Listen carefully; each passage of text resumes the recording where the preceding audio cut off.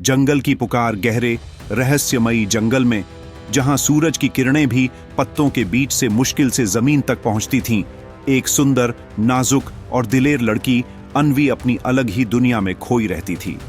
वह शहर की चकाचौंध से दूर इस जंगल के करीब बसती थी, क्योंकि उसे प्रकृति से बेहद प्यार था।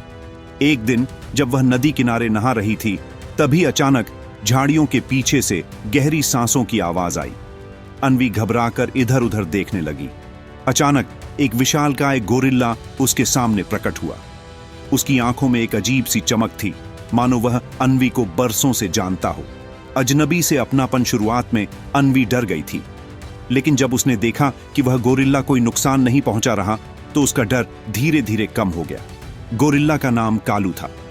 वह इस जंगल का राजा था, शक्तिशाली, बुद्धिमान और बेहद संवेदनशील। समय बीतता गया और अन्वी और कालू के बीच एक अनोखा रिश्ता बन गया।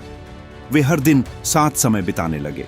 कालू उसे जंगल की रहस्यमयी बातें सिखाता और अन्वी उसे इंसानों की भावनाओं का एहसास कराती। उनके बीच भाषा नहीं थी, लेकिन उनकी आंखें और दिल बात करते थे। एक रात जब चांदनी अपनी पूरी रोशनी में थी, अन्वी ने कालू की आंखों में देखा। वहां प्रेम था, गहराई थी और एक अधूरी ख्वाहिश थी। अन्वी खुद को रोक नहीं पाई और उसने अपने दिल की सुन ली। वह कालू के गले लग गई और उस रात उन्होंने अपनी मोहब्बत की सारी हदें पार कर दी। कुछ हफ्तों बाद अन्वी को एहसास हुआ कि उसके शरीर में एक नया जीवन पल रहा है, कालू का बच्चा।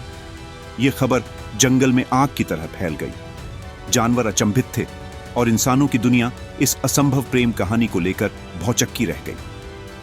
शहर के लोगों को जब इस रिश्ते की खबर लगी, तो उन्होंने इसे पाप और अभिशाप मान लिया। उन्होंने सेना और शिकारी भेजे ताकि इस अप्राकृतिक प्रेम कहानी का अंत किया जा सके। दूसरी ओर जंगल के जानवर अपने राजा कालू और रानी अन्वी के समर्थन में खड़े हो गए। एक भयानक युद्ध छिड़ गया। इंसानों ने बंदूकों और आग के गोले बरसाए, लेकिन कालू और उसकी सेना ने पूरी ताकत से जवाब दिया। अन्वी, जो अब मां बनने वाली थी, कालू के लिए शक्ति का स्रोत बन गई। अंतिम बलिदान।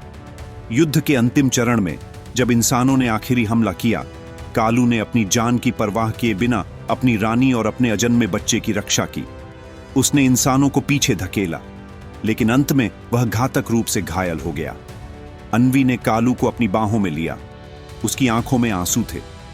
हमारा प्यार कभी नहीं मरेगा, कालू ने कहा और हमेशा के लिए सो गया। नवजीवन की शुरुआत कुछ महीने बाद अन्वी ने एक अर्ध मानव अर्ध गोरिल्ला बच्चे को जन्म दिया। वह न केवल अपने पिता की शक्ति और जंगल की बुद्धिमत्ता लिए था, बल्कि अपनी मां की कोमलता और प्रेम भी। अन्वी ने जंगल को अपना घर बना लिया और अपने बच्चे को वहीं पाला। उसने कालू की विरासत को जिंदा रखा और दुनिया को यह सिखाया कि प्रेम किसी भी हद को पार कर सकता है, यहां तक कि प्रजातियों की सीमाओं को भी। समाप्त।